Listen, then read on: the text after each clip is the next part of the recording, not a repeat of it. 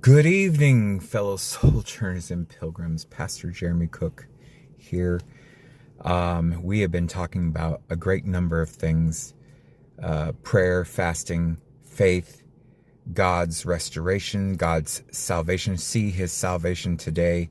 The battle belongs to the Lord. So many terrific things.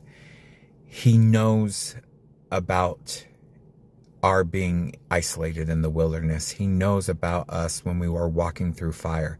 And by the way, those 3 Hebrew boys that walked through the fire with Jesus in there, when they came out, there wasn't even a scent of smoke on them. Nothing of their clothing were burned. They were completely safe. God turned it into his fire and not allowed man's fire to consume. God, again, Romans 8:28, he works all things together for good to those who love him and are called according to his purpose. If you like what I have here, please like, subscribe, and share. I'm going to tell you a quick story about David before he was king. Okay? It was during the time of King Saul, and the prophet Samuel came to rebuke Saul because he disobeyed the word of God. He disobeyed the Lord. And in 1 Samuel 15:23, he says to Saul, "For rebellion as the sin of divination and insubordination is as iniquity and idolatry. Because you have rejected the word of the Lord, he has also rejected you from being king."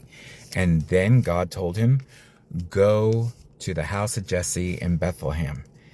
And he came, and it says here, Jesse said, "Do you come in peace? Because the prophet of the Lord is coming. The prophet of the Lord might call fire down from heaven," you know?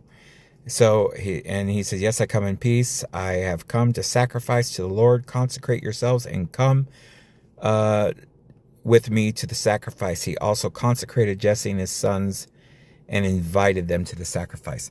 Okay, so there were several sons that passed before him. We're running out of time once again, as I only get 3 minutes until I get 52 subscribers.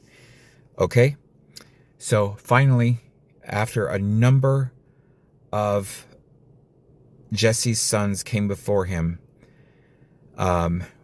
first God spoke to Samuel and said, "Do not look at the appearance or at the height or at the statue, because I have rejected them.